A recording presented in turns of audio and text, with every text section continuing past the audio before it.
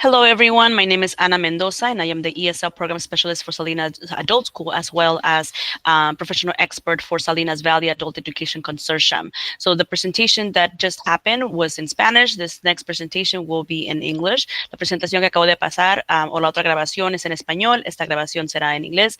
This presentation will be in English. Again, we are part of Salinas Valley Adult Education Consortium, and today we are here with two attorneys. But before we do that, let me first introduce the adult schools that Salinas Valley Adult Education Consortium represents. We currently represent 7 adult schools here in Monterey County, and of course, we encourage you to reach out to the adult school near you. The state of California is really wonderful at providing free education for adults, and so we encourage you to seek the school near you. Of course, this is also this project is was organized and was inspired by the Salinas Valley Adult Education Student Council, who informed us that there was a huge need for this service, and so therefore we were blessed enough to have 2 attorneys join us and help support us. Of course, we have special projects like Entrepreneur of the Month, where our students that have businesses who are entrepreneurs, we celebrate them. And of course, today we are here with attorney Armida Mendoza and Lorena Vargas. Armida Mendoza last year received an award from United Way, which is an organization, a state-funded organization here in our valley, in Monterey, for giving over 300 free immigration consultations in just a few months. And so therefore this year, we will break that record, I'm sure, multiple times, since we have 2 attorneys, both Lorena Vargas and attorney Armida Mendoza, are with us on a monthly basis, giving free consultations online. So that way we are providing the service not only for Monterey County residents, but also for anyone in the state of California. Of course, we have other special project is Ven al Café con Pan, where we do different presentations. Today, we're going to be speaking about Hablemos. We're going to be citizenship with immigration attorney Armida Mendoza and Lorena Vargas. And of course, thank you again for being here with us. And this is, of course, part of Salinas Valley Adult Education Consortium, who we are very blessed again to be working with both attorneys. So let me stop sharing our screen. And of course, we are ready to start, attorneys. Good morning, everyone. Thank you for joining us. Gracias a todos por estar aquí. My name is Lorena Vargas. I'm an immigration attorney. I am here with my good friend Armida Mendoza, an attorney also as well. Today, we're going to talk to you about the naturalization process. It's a very important process for many immigrants to finally reach that goal of becoming U.S. citizens, right? And we will go over the goals of why we want to become citizens, the new changes going on with citizenship, and the new exam. So we'll be going over those with you in detail so that you are ready and willing to file for those naturalization applications.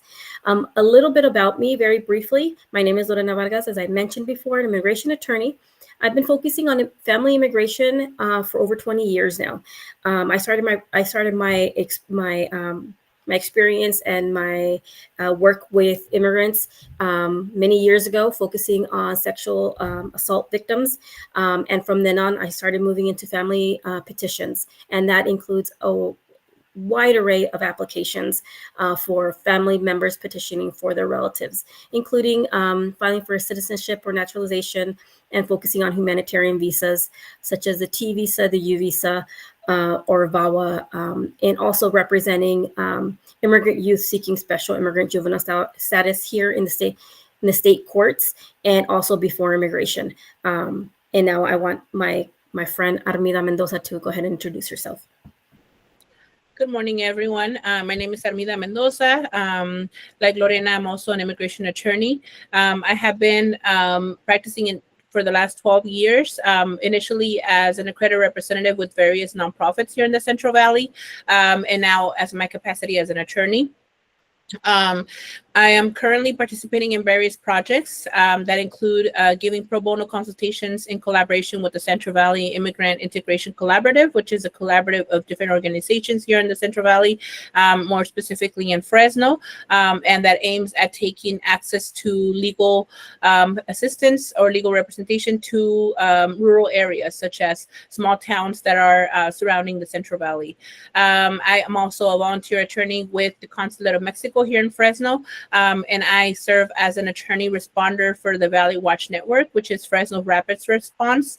In my capacity in that is that I am part of the attorneys that are dispatched when someone is detained, and we try to go to the ICE office and try to provide some sort of legal assistance or orientation or consultation to the person being detained and trying to prevent their deportation. I'm also a volunteer attorney with the California Collaborative for Immigrant Justice, and I participate in the pro bono clinics at the two of the detention facilities here in the Central Valley, and I try to go as many times as I can during the year. My law office is located in Fresno, California. We currently take cases throughout the state and throughout the country, and the type of cases that we currently represent include family petitions, naturalization, DACA, waivers, U visas, VAWA, special immigrant juvenile status, as Lorena mentioned, consular processing.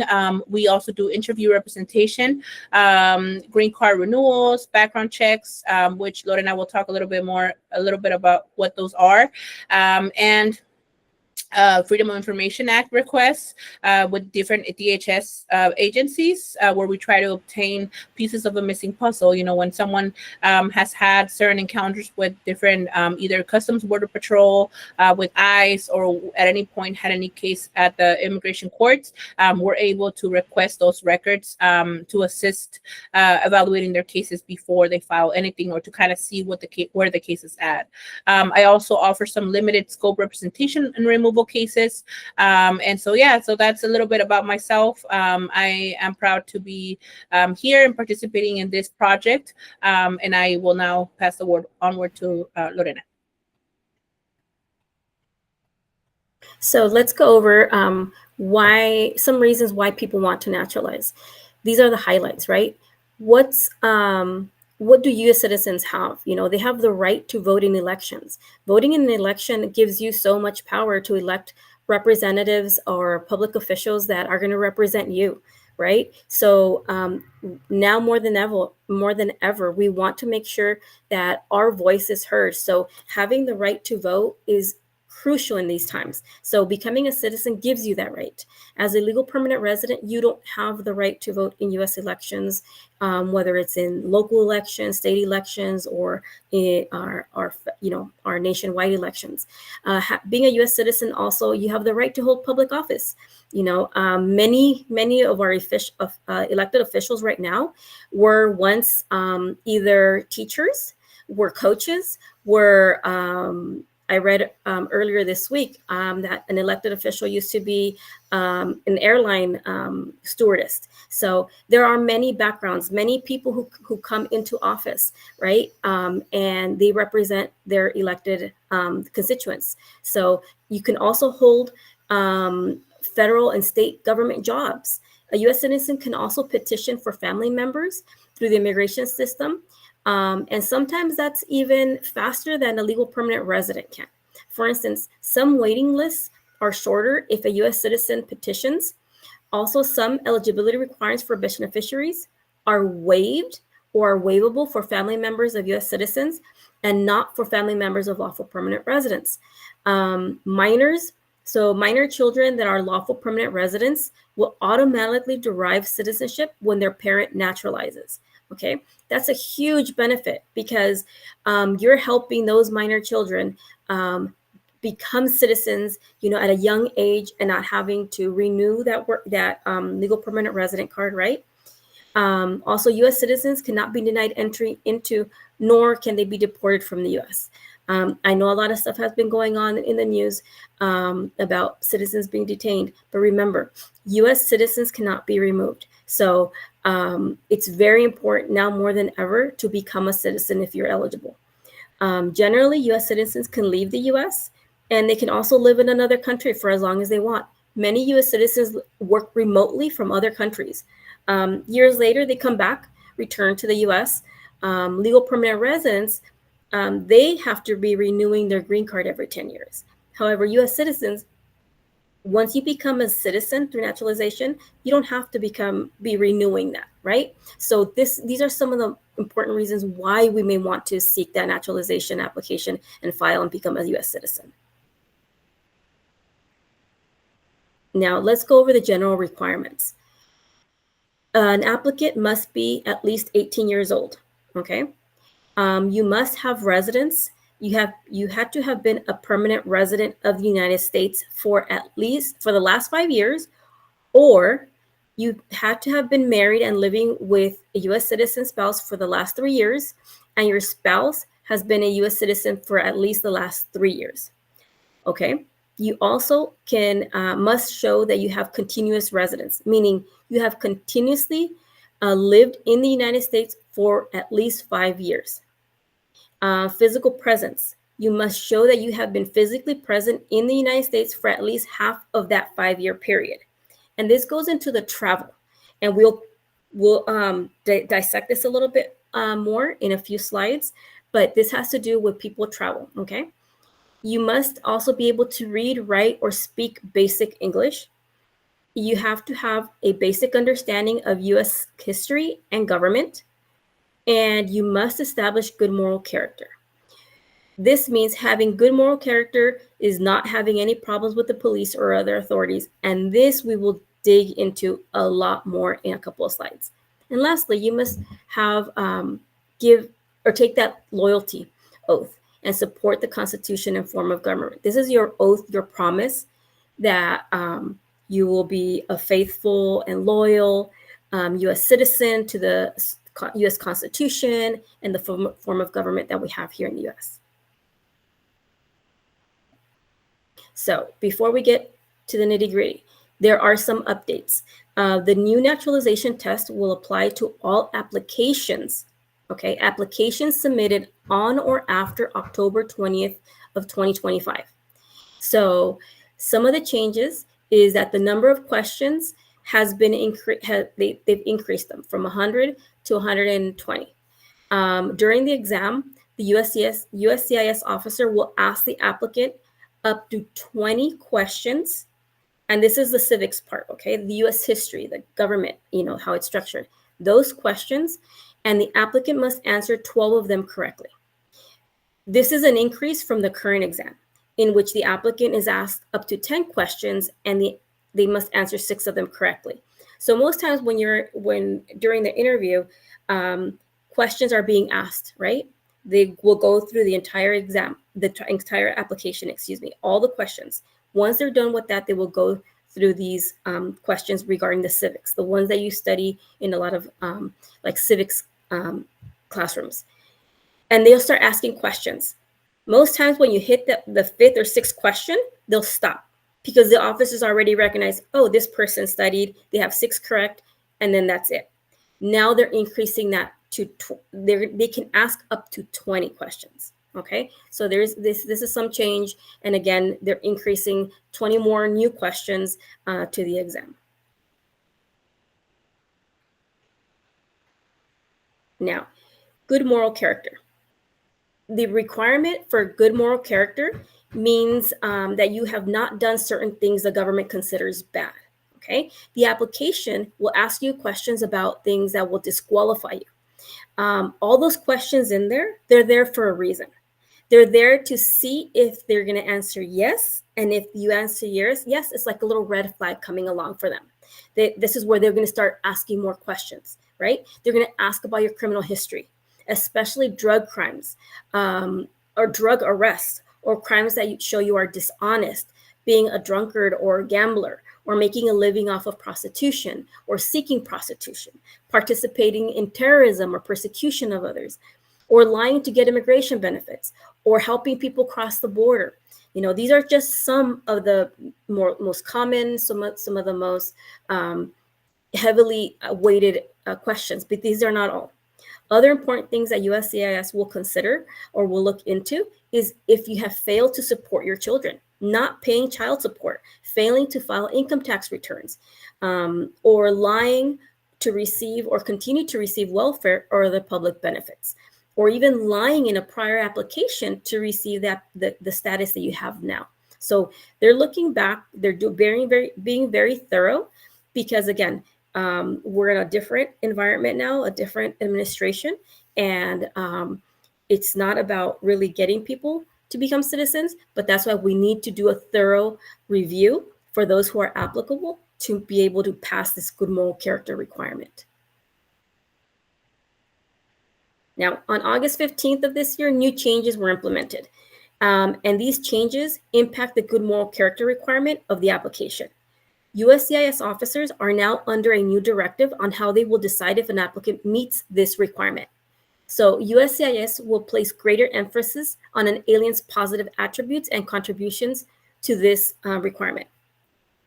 These positive factors include, but are not limited to, the person's community involvement and contributions in the U.S., family caregiving responsibilities and ties to the U.S., educational attainment, if you've had stable and lawful employment history and achievements, length of lawful residence in the United States, or if you've complied with your tax obligations and financial responsibility, such as paying your taxes, paying your child support. Now, I want to pause here for a second, because I'm talking about they're putting an emphasis on an alien's positive attributes. This means that they didn't have this before. Before, the good moral character was, as long as you don't have anything on your record, you're good, because you don't have no crimes, you don't have no convictions, you haven't done anything wrong, right? Anything wrong with criminal related. So, or even you've paid all your taxes, you're up to with your child support. Now they're asking, well, prove to us that you're a person that should merit or should get this citizenship, right? So prove that you're a good member of your community. And they're asking for this now. We don't have a clear directive as to what exactly they're asking for, but this is something new. And this is something we all need to start preparing. So if you volunteer for your community church or a community organization, or you help at your child's school, and get those letters of recommendation, get those certificates that you're being actively involved, because this can help support this requirement. As I mentioned, criminal acts. USCIS will also focus greater attention on whether an applicant has engaged in any behavior or act that disqualifies them from being found to be a person of good moral character. The new directive gives officers greater authority to make a determination if the person meets the good moral character requirement. Now, as my good friend Armida mentioned earlier in the Spanish presentation, this section is very, very important, okay? Because whereas before you have to prove a conviction, right? A conviction is what? Somebody has done something wrong, right? An act. Like, let's say I was driving down the street and I had too many beers or too much alcohol in my system, and I was driving. That's a violation of a criminal law, right? Criminal section. I get arrested, then I am sent to jail, and then I get sent to the judge, and the judge finds that, yes, I did violate this, and now they're going to punish me. Now I'm convicted, right?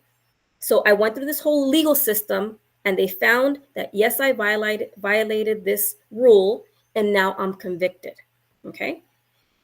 Now that I have this conviction, it can prevent me from this good moral character. That's still true. The difference is that now any act or behavior, whether you've been convicted or not, can be considered, okay? Because it's giving the officers a greater authority to make this determination if the person meets that character requirement. For instance, controlled substance violations, 2 or more convictions for driving under the influence. And as my friend Armida mentioned earlier, there have been times we filed applications for naturalization for applicants who've had 2, 3, 4 DUIs, in their distant past, and they've been able to get it. It's been fine. But now they're allowed to deny if they had 2 or more convictions for driving under the influence, for false claims to U.S. citizenship, unlawful voter registration or unlawful voting. There are many times people don't understand the forms because it's either a different language, and they unintentionally, without intention, they register to vote. And sometimes they withdraw that application in a timeful manner. So there's a lot to go into this. It goes more into the legalese section, which is why it's so important to seek a consultation with a practicing attorney to get the proper advice. Now, any other acts that are contrary to the average behavior of citizens in the jurisdiction where aliens reside. This means that this could be any action that, while technically they're lawful, it could be considered inconsistent with a civic responsibility within the community, such as reckless or habitual traffic infractions. So let's say you've always getting a traffic ticket because you're running a stop sign near a school or just running a stop sign, right? If you have so many of these can be considered enough to weigh against you for this good moral character requirement. So it's important to consult an attorney because you need to make sure that your history is good and clean so that you qualify, and you should be able to become a citizen as soon as possible. Now, you may have something in your past. That doesn't mean that that automatically disqualifies you. So if there is something, let's show genuine rehabilitation and to support a finding of good moral character. So let's say I did have a DUI and I had 3 speeding tickets, right? 5 years ago, 6 years ago, 4 years ago. But let's say I've been volunteering, right? In my community, I've been volunteering in different organizations, or I'm showing that I've rehabilitated. I don't have anything anymore, right? So rectifying that behavior goes a long way. Some of the things that people can also use is like if you have overdue child support payments or other family obligations, pay those off. Show that you are now up to date, or you've paid off that child support, that alimony, whatever it is. Compliance with probation or other conditions imposed by a court. If you're on probation, make sure you complete it. Make sure you don't violate probation. You also can do community testimony from credible sources attesting to the person's ongoing good moral character. So maybe the principal of your child's school knows you pretty well, knows how you're contributing or helping there. Get a letter from them. Also, reformation or mentoring those with similar past. Full repayment of overpayment of benefits such as Social Security, or full payment of overdue taxes. So anything you owe, pay those debts off. Clearing out traffic tickets, clearing out overdue taxes, child support. Those are very, very important. Attorney, I'm thinking attending adult schools and getting letters from the adult schools is also, or learning English, certifications, things like that as well are helpful, correct? Yes, thank you for bringing that up.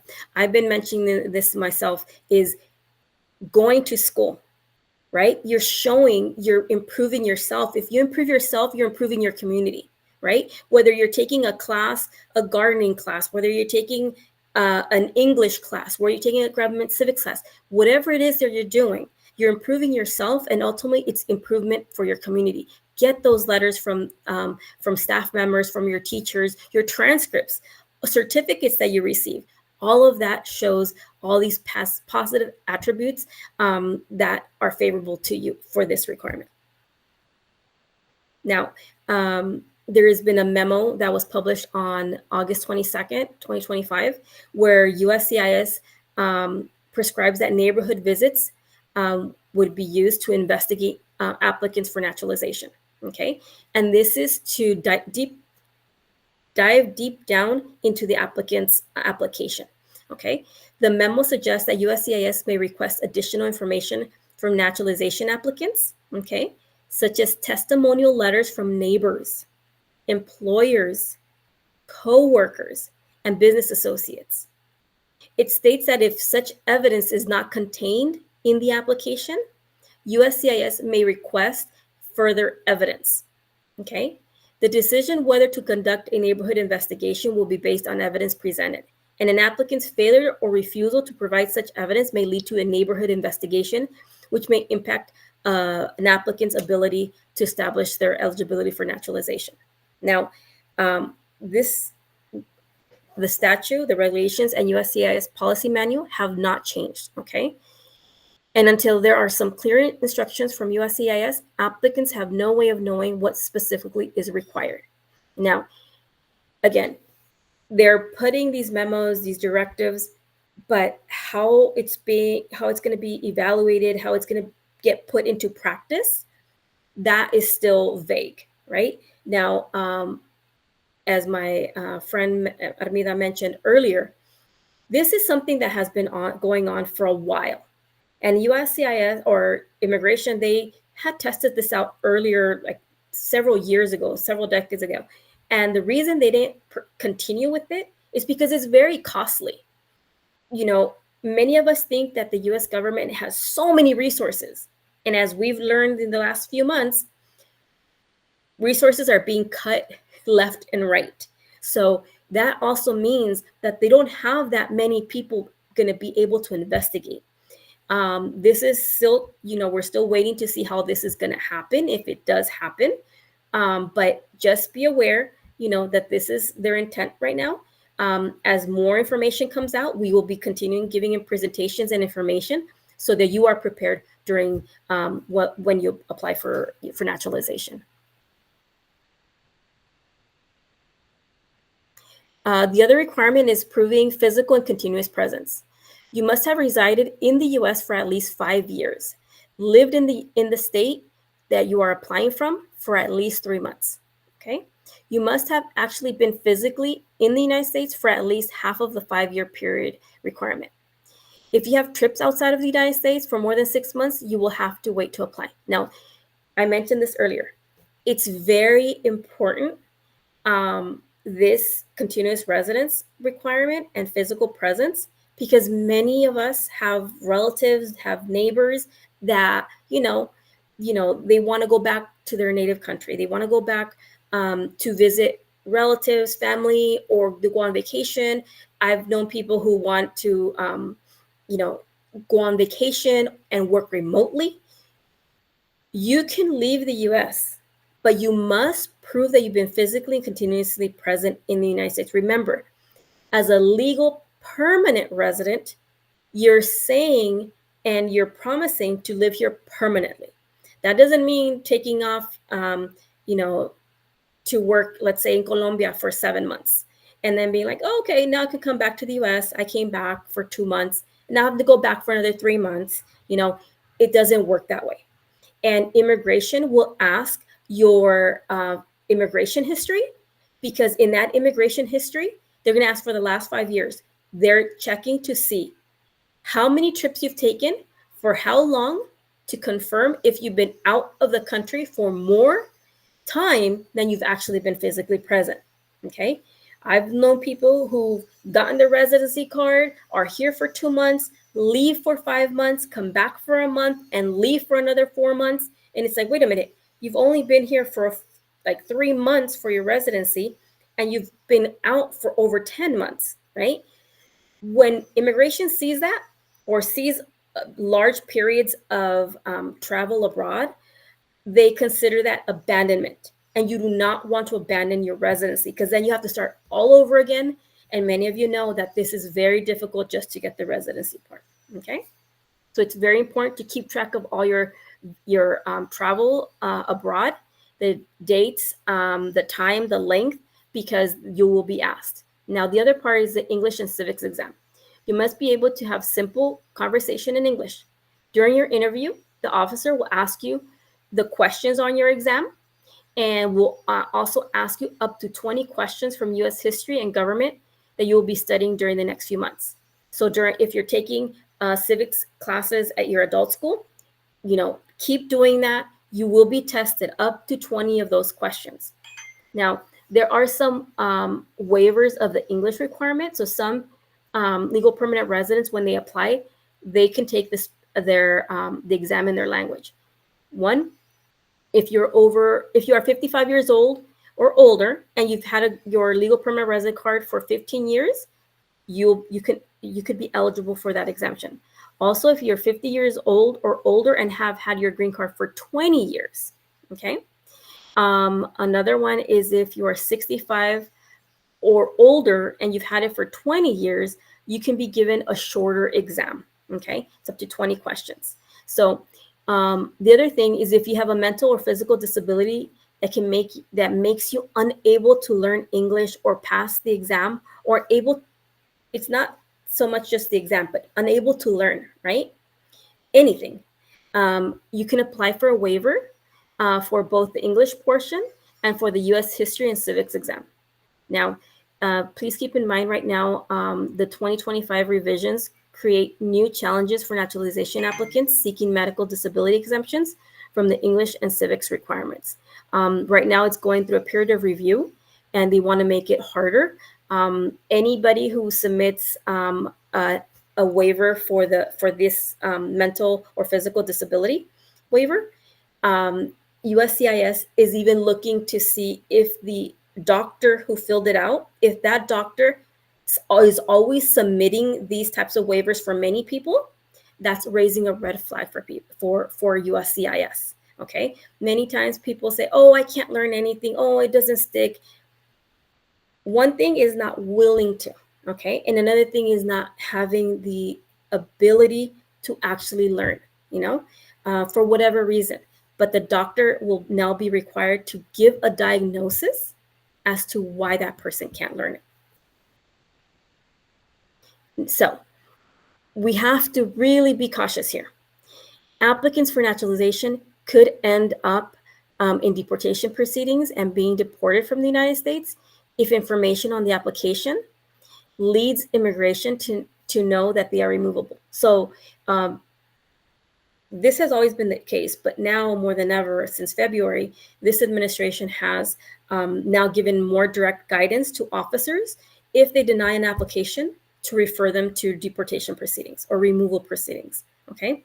Which is why it's so critical now more than ever to seek a consultation with an attorney to know for sure if you will be eligible or if not. And if you're not, why? And is there something you can do to make yourself eligible, right? USCIS asks questions about removability, which we call deportation, right, on the application. Like I mentioned earlier, all those questions that they ask are just little symbols for them to see if you answer yes, it's a little red flag that goes on so that they can pay more attention to that and dig more into that question. So it's especially important that the person is honest in filling out their applications. The applicant could be deportable for breaking immigration laws, for having convictions for certain crimes, as we mentioned earlier, or for abandoning the residence, as I mentioned just shortly, right? So it's very important that you do seek an immigration consultation so that you know if you qualify and have all your information ready.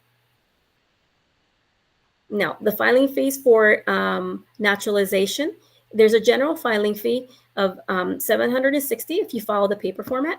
If you do it online, it's $710. Now, there are certain individuals who will qualify for a fee waiver or a reduced fee. If you can show and demonstrate that your household makes a certain amount of money, then you may qualify for the fee waiver and the fee is completely covered, right? It's waived. However, if you don't qualify for that category because you make a little bit more than that, but you still don't make over 400% of the federal poverty guidelines, then you can ask for a reduced fee, okay? And then you'll get the reduced fee. And here are some of the information right now, just breaking it down. Now, something that's very important, and many times, people don't know this, is that men born after 1960 and have lived in the United States from the ages of 18 and 26 years old had to have registered for the select services, okay? Now think about this. How many people enter the United States, okay? I'm not saying legally or illegally, just enter the United States and think, oh, I'm 20 years old. I need to go register for select services. They don't, because they don't know, right? It's not like it's, something that's always shared and publicly provided for people to know. So this includes U.S. citizens, lawful permanent residents, asylees, parolees, or undocumented immigrants who are in the United States. They had to have registered, Okay, so even if you do not have status, you have to register if you're between the ages of 18 and 26. If you're a legal permanent resident and you're between the ages of 18 and 26, you must register. Okay, so failure to register, let's say, and you're now over 26 years old, it's not mandatory that you register anymore, but you must now prove or show why you didn't register. And many times people will say, I had no idea I had to register, but if I could, I'll register, right? It's just giving a simple explanation and being honest. It goes back to that honesty, issue, being honest with immigration, and most likely they'll just go ahead and waive that. Now, let's go over some red problems or red flag problems. Some of these will be repeated from previous slides. You made trips out of the United States for more than 6 months. That's a red flag. You moved to another country since getting your green card because now you're living permanently over there and not here, right? You are in deportation or removal proceedings or have ever been deported. That's going to be a red flag. Have you ever helped or provided support, including financial support, to a group that attacks others or attempted to overthrow another country's government? You ever failed to file federal, state, or local taxes, or you owe taxes? You haven't supported your children, or you owe child support. You are a male and did not register for the select services between 18 and 26. You are on probation or parole for a criminal conviction. These are all red flags. You have contradictory information on your application, okay? You lied or committed fraud to get your green card, or you weren't originally eligible for your green card when you got it. So, for instance, say you got your green card years ago, many years ago, let's say 15 years ago, 20 years ago. And when you got it, you relied on your petitioner, whether that was your parent or your spouse, to petition for you, and they filled out everything out. And you just signed the documents. If there was something wrong in that application and you shouldn't have gotten your green card, your permanent residency, immigration is now looking into all of that too. Okay, so as Attorney Mendoza mentioned earlier, it's important to get your background checks. It's important to get your files because you need to review what was said before because they're going back and looking into that. If you left the U.S. for 30 days or more while receiving public benefits, that's a red flag. Have you been arrested or convicted of a crime, or have you committed crimes? Have you lied, committed fraud to receive or continue to receive public benefits? Have you helped somebody enter the U.S. illegally, even if it's a relative? Have you ever claimed to be a U.S. citizen, but you weren't? Have you ever been charged or committed with committing domestic violence, child abuse, or child neglect? These are all red flags that you need to look out for. Now, have you ever voted illegally in the U.S. or registered to vote in the U.S. and weren't eligible to? Have you ever made a living by illegal gambling? Have you ever been involved in prostitution or procured the services of a prostitute?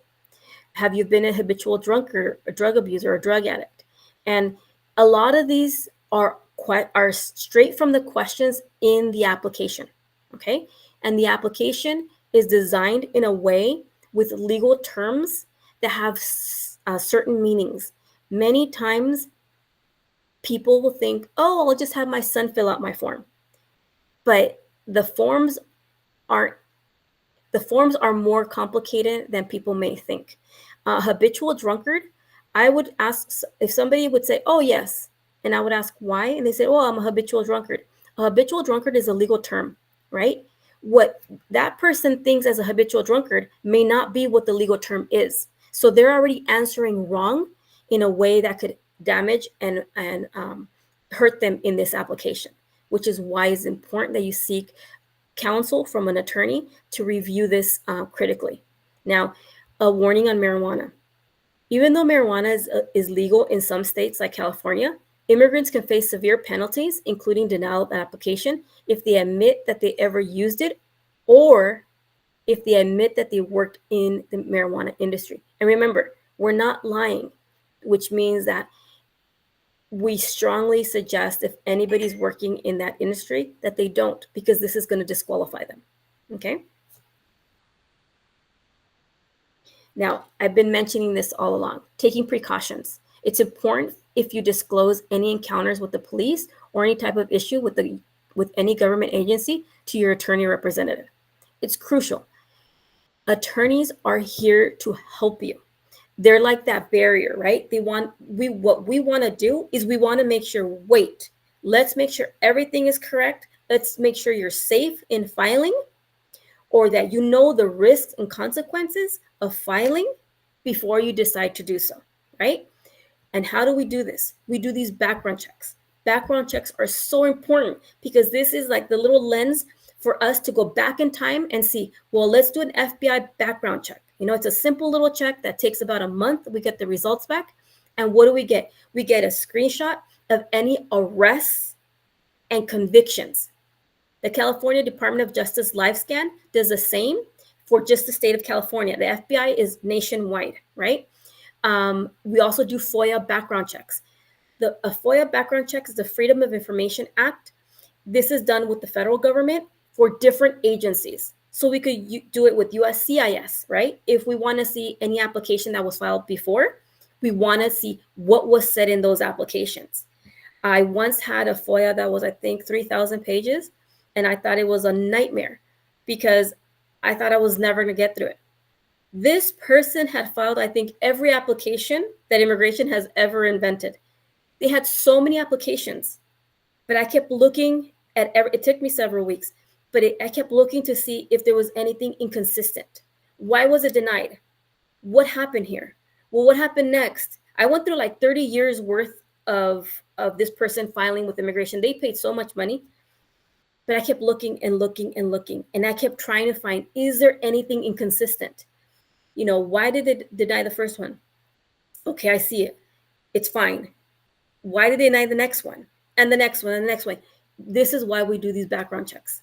We need to make sure that the information is consistent, that there's no information that's going to damage the next application that the person does.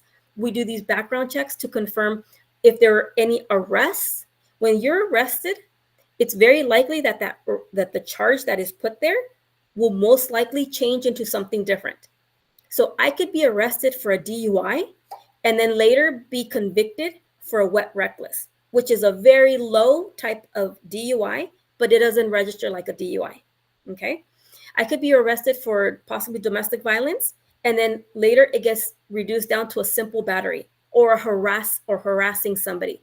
Because when they look at the evidence and they see what actually happened, what the officer wrote is not what it is. The evidence shows that the person actually, you know, maybe I was just bothering somebody and they just called it something very simple. So it's very important to do this. Armida Mendoza and myself, we do these thorough checks to protect our clients. Now, the process. The time frame varies between USCIS district offices. Some offices I've heard some offices take about 4 months. Others are taking 6 months, and it always changing. So it's going to depend on where you live, how long the office that you pertain to, what jurisdiction you're part of, how long they will take. Once you file, you will have to attend a biometrics appointment, which is a fingerprint appointment with USCIS. And thereafter, you'll have the interview. You'll normally get about a month notice for your interview. Hopefully you didn't get any RFEs, you didn't get any notices asking for more information. Hopefully the next thing is just the interview notice. At the interview, the officer will go over all the questions on the application thoroughly, and then they'll do the civics and English exams. You will also, everything looks good, they'll either set you up for an oath ceremony, or some offices, they're doing oath ceremonies there right then and there, and then they'll put you under oath. And before you finish, you do have to sign the application and you take the oath. And that's where anything you have said during your interview can be used against you. Okay, so it's important that you prepare for that interview, that you review your application in full, that you know what you've said before. You know, as long as we're being honest, we should not have any trouble. The only thing is sometimes people get nervous, and that's normal, right? But other than that, everything should be good. Once everything is done, and if the officer determines that you did pass this exam, they'll put you under oath, you'll sign, okay? Before you sign, okay? It's important that you review any changes that were made during the application. A couple of months ago, I had a client who went to her interview, and the officer kept saying that there was a miscommunication. The officer kept saying that, kept asking her a question whether she ever objected to somebody exercising their religious freedom, practicing their religion, right? And she said no. And the officer said that she said yes. And she kept saying no. So they kept going back and forth. It finally stopped. And then the officer said, I want you to sign here. And she said no, because I did not say that. I asked you to repeat it. I didn't say that. Now, my client's English, she has a heavy accent, and the officer has a heavy accent. I could see why there was some maybe miscommunication, but we stopped the interview, and they scheduled her for another interview. At the second interview, she passed. It was fine, right? But it's very important to review any changes that are made in the application, that they are correct, because once you sign, you're affirming that everything that the new changes are true and correct. And officers are people just like us, and we make mistakes. So we want to make sure that their mistakes are corrected, and only things that are true are signed off on. Okay. Now, that's why it's so important to be accompanied by an attorney or an accredited representative, because oftentimes, we're going to also want to make sure that everything is fine and everything is done correctly. And even when there's miscommunications, we'll sometimes intercede to make sure that things are cleared and people are not under different assumptions.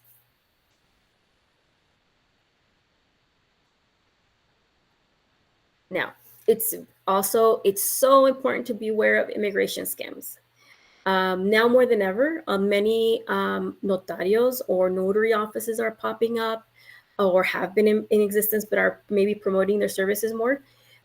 Even tax preparers to promote immigration services. You need to be aware these are all scams. They do not have a license to practice and give legal advice. And most of these questions, all of immigration is law. That means they would be giving legal advice if they start practicing. And many of them are practicing, and that's a violation of California law. So stop. Despite the excitement of new White House immigration announcements, it is more important now than ever to seek advice from a qualified immigration attorney or an accredited representative about your situation, okay? Many times people are fooled by notarios or consultants promising results. We cannot promise you anything. The only thing we can promise you is quality legal services. As I told somebody once, I cannot promise you a grant from immigration because I don't work for immigration, right? I cannot promise you that this officer will do this because that's ridiculous. Nobody can do that. There are many people who are unscrupulous and are charging a lot more than attorneys. Remember, they're there for the business to get your money. They're not there to guide you and provide you the information you need to properly gain that status. There are different organizations. You can use AILA's.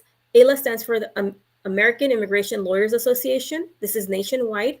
You can find an immigration lawyer through their search at www.ailalawyer.org.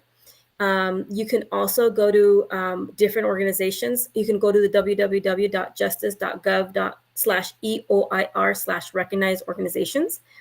You could go to the California Bar Association and talk to qualified immigration attorneys. Ask questions before making any payments. Make a list of questions. Know your immigration history. Know your criminal history so that you have that ready, so that when they ask you, you can give some information, right?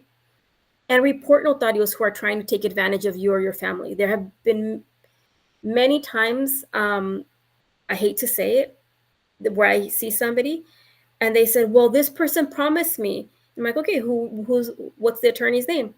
oh, they're not an attorney, they just have an office, they do this, they do taxes or whatnot. Well, they're not an attorney, right? And they say, yeah, but they charge me all this. You can only go, civilly against them. But the problem is many times, because a friend of a friend or a relative, oh, they got their work permit renewed or whatever it is, that's not enough. Every person means every case is different. Just like every person, every case is different. So for more information on avoiding scams, you could go to stopnotariofraud.org and protect yourself. As we've mentioned earlier, there's free consultations coming up. Through Salinas Valley Adult Education Consortium, attorney Armida Mendoza and myself will be giving free immigration consultations on October 17th. It's first come, first serve. We ask you to, through your teachers, or if you can, scan the code, join us that day on the 17th, and be ready to become a citizen. We don't only just do immigration applications for naturalization. As we mentioned earlier, we do a wide array of applications. But if you want to become a citizen, if you want to petition for somebody, if you want to find out what you can do to get legal status, or because of everything that's going on in our communities right now, if you want to know more about how you can protect yourself, if there's a way for you to legalize, come to us on the 17th. We're here to support our community, and we hope to see you then. Now, as I mentioned earlier, I practice here in Fresno, California, in the Central Valley, but I take cases throughout the state. You can call our office, schedule your appointment by phone, video conference, or in person. You can call the number listed on the screen. We'll be more than happy to help you and assist you and guide you into that next application stage for yourself. Thank you so much, Lorena. Oh, yes, Attorney Mendoza. Sorry. So I just wanted to also explain a little bit about my firm. So like Lorena mentioned, we are very passionate about helping our community. And we one of the main reasons why we decided to go and open our own firms is to be able to have the flexibility to be able to do that and to work on different projects without considering, funding restrictions or grant restrictions and things like that. So, we take on cases. We're passionate about the work that we do, and we're passionate about being able to represent our clients, with all the changes happening, provide that comfort, provide that guidance throughout the whole process. And so my firm offers phone, video, and video conference and in-person consultations, like Lorena's firm as well. And so, just wanted to share our information.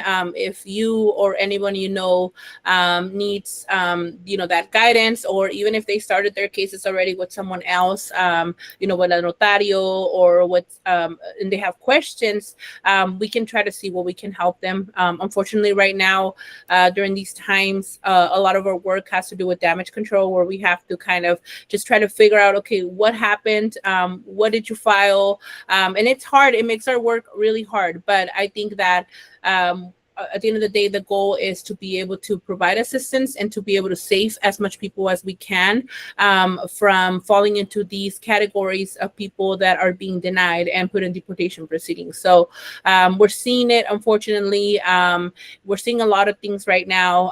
And that's why, our presentation, more than anything, it doesn't intend to, put everyone, anxiety over the roof, or, just provide fear in our communities. Is to inform us. And I think one of the main things is that information is power. And I've heard from clients themselves, like, instead of warning, let's start preparing. Let's take precautions. Let's protect ourselves. Let's protect our loved ones in these difficult times. I think that's the best that we can do, and that's what we aim at doing. So we're here. Please use this as a resource. I've worked with, even for the teachers, I've had teachers contact me and reach out. I have a student or certain situation, like I'll try my best to provide some sort of guidance.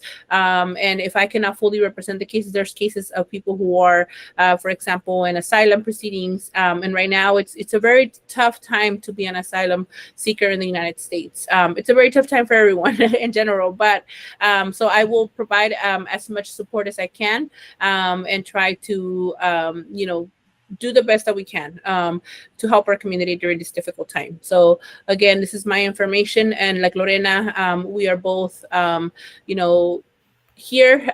Please use us as a resource for our communities. Definitely. And I think that especially for citizenship classes, it's really, really important for us when we're teaching our students to be not only up to date ourselves with the information, but also to have these resources available for students so that they can inform themselves. And we are, of course, very blessed at Salinas Valley Adult Education Consortium for having such amazing partners, such as, from law offices, and have their own firms, such as attorney Armida Mendoza and Lorena Vargas. And I think that it's important that they're both bilingual, that they're both able to help our students, and that they both have long histories about helping our communities and supporting our communities. And that is especially needed at this moment with complicated situations. And of course, we always value the privacy of our students, of our community members who want to be part of the free consultations. As I mentioned before, Attorney Mendoza last year was able to provide more than 300 immigration consultations in just a few months. And she was awarded an award here from Monterey County, from the city. And so we are expanding that service not only for Salinas, but also for the whole state and the whole country. And of course, we are very blessed. And now we have the attorney Lorena Vargas as well with us to support our students. So I want to say thank you for being part of this recording. Please do share this with all your students, with all your classes, and with the community at large. Have a wonderful day, everyone. And thank you for joining us here at Salinas Valley Adult Education Consortium. And thank you, Attorney Mendoza. Thank you, Attorney Lorena Vargas, for being such big advocates of our community. Thank you.